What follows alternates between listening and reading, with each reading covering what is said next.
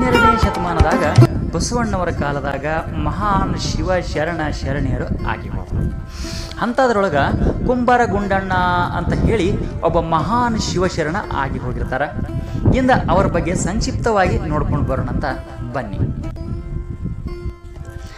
ಜಗವನ್ನಾಡಿಸುವ ಶಿವನನ್ನೇ ಆಡಿಸಿದ ಕುಂಬಾರ ಗುಂಡಣ್ಣ ಅಂತ ಹೇಳಿ ಒಂದು ಮಾತು ಬರ್ತದೆ. ಅದು ಹೇಗೆ ಆತ ಶಿವನನ್ನು ಮೆಚ್ಚಿಸಿದ ಮತ್ತು ಶಿವನನ್ನು ಹೇಗೆ ಕುಣಿಸಿದ ತನ್ನ ಭಕ್ತಿಯಿಂದ ಅಂತ ಹೇಳಿ ಇವತ್ತಿನ ವಿಡಿಯೋದಾಗ ನಾವು ನೋಡೋಣ ಅಂತ. ಇಂದಿನ ಬೀದರ್ನ ಬಾಲ್ಕಿ ಅಂತಕ್ಕಂತಹ ಶಹರದೊಳಗೆ ಕುಂಬಾರ ಗುಂಡಣ್ಣನ ಜನನ 12ನೇ ಶತಮಾನದಾಗ ಆಗಿರ್ತದೆ.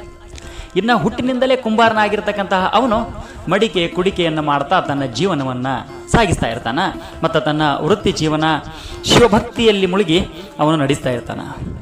ಸಣ್ಣ ಪುಟ್ಟ ಮಡಿಕೆ ಕುಡಿಕೆಯಿಂದ ಹಿಡಿದು ಮದುವೆಗೆ ಬೇಕಾಗುವಂತಹ ಐರಾಣಿ, ಅಷ್ಟೇ ಅಲ್ಲದೆ ಸತ್ತಾಗ ಬೇಕಾಗಿರ್ತಕ್ಕಂತಹ ಮಡಿಕೆ ಕುಡಿಕೆಗಳು ಮತ್ತು ಮನೆ ಜೀವನ ಸಾಗಿಸಲಿಕ್ಕೆ ಬೇಕಾಗಿರುವಂತಹ ಪಾತ್ರೆಗಳಿಂದ ಹಿಡಿದು ಎಲ್ಲ ರೀತಿಯ ಮಣ್ಣಿನ ಪಾತ್ರೆಗಳು ಕುಂಬಾರ ಗುಂಡಣ್ಣನ ಅಂಗಡಿಯಲ್ಲಿ ದೊರಕ್ತಾ ಇರ್ತವೆ. ಹಾಗಾಗಿ ಈ ಕುಂಬಾರ ಗುಂಡಣ್ಣನ ಅಂಗಡಿ ಎಷ್ಟು ಪ್ರಸಿದ್ಧ ಆಗಿತ್ತು ಅಂತ ಅಂದರೆ ಸುತ್ತ 10-20 ಹಳ್ಳಿಯ ಜನರೆಲ್ಲ ಬಂದು ಇವನ ಹತ್ರ ಮಡಿಕೆ ವ್ಯಾಪಾರವನ್ನು ಮಾಡ್ತಾ ಇರ್ತಾರೆ. ಅಷ್ಟೇ ಅಲ್ಲದೆ ಕುಂಬಾರ ಗುಂಡಣ್ಣನಿಂದ ಆ ಊರಿಗೆ ಪ್ರಸಿದ್ಧಿ ಕೂಡ ಇರ್ತದೆ.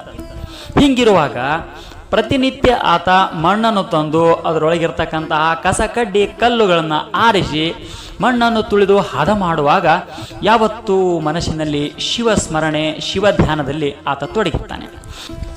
ಹಗಲಿಡೀ ಆತ ತನ್ನ ವೃತ್ತಿಯಾಗಿರ್ತಕ್ಕಂತಹ ಮಡಿಕೆ ಮಾಡುವ ಕಾಯಕವನ್ನು ಮಾಡಿದರೆ ಇನ್ನು ಸಂಜೆ ಆಗ್ತಿದ್ದಂತೆ ತಾನೇ ತಯಾರು ಮಾಡಿದ ಮಡಿಕೆಯನ್ನು ತಾಳವನ್ನಾಗಿಸಿ ಶಿವಭಕ್ತಿ ಗೀತೆಯನ್ನು ಹಾಡುತ್ತಾ ಆತ ಶಿವಭಜನೆಯನ್ನು ಮಾಡಲು ಶುರು ಮಾಡಿದರೆ ಇಡೀ ಊರಿನ ಜನರೆಲ್ಲ ಬಂದು ಮೈ ಮರೆತು ಆತನ ಹಾಡನ್ನು ಕೇಳುತ್ತಾ ನಿಂತು ಬಿಡ್ತಿರ್ತಾರೆ.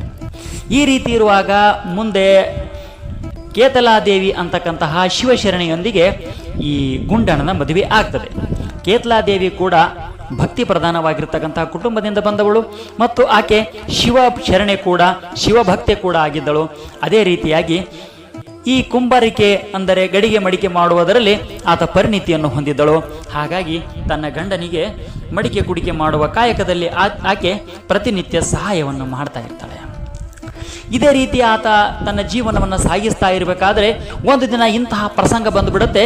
ಆತ ತನ್ನ ಭಕ್ತಿಯಲ್ಲಿ ಮುಳುಗಿ ಭಕ್ತಿ ಪ್ರಧಾನವಾಗಿ ಶಿವ ಭಜನೆಯನ್ನು ಮಾಡುತ್ತಾ ಸಂಜೆಯ ವೇಳೆಯಲ್ಲಿ ಹಾಡನ್ನು ಹಾಡ್ತಿರ್ಬೇಕಾದ್ರೆ ಕೈಲಾಸದಿಂದ ಶಿವನು ಇವನ ಭಕ್ತಿಗೆ ಮೆಚ್ಚಿ ಭೂಲೋಕಕ್ಕೆ ಇಳಿದು ಆತನ ಮುಂದೆ ಪ್ರತ್ಯಕ್ಷನಾಗಿ ಬಿಡ್ತಾನೆ.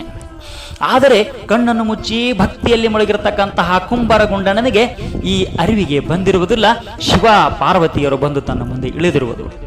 ಹಾಗಾಗಿ ಆತ ಹಾಡನ್ನು ಮುಗಿಯುವವರೆಗೂ ಕಣ್ಣು ಮುಚ್ಚಿ ಭಕ್ತಿ ಗೀತೆಯನ್ನು ಹಾಡುತ್ತಿರ್ತಾನೆ.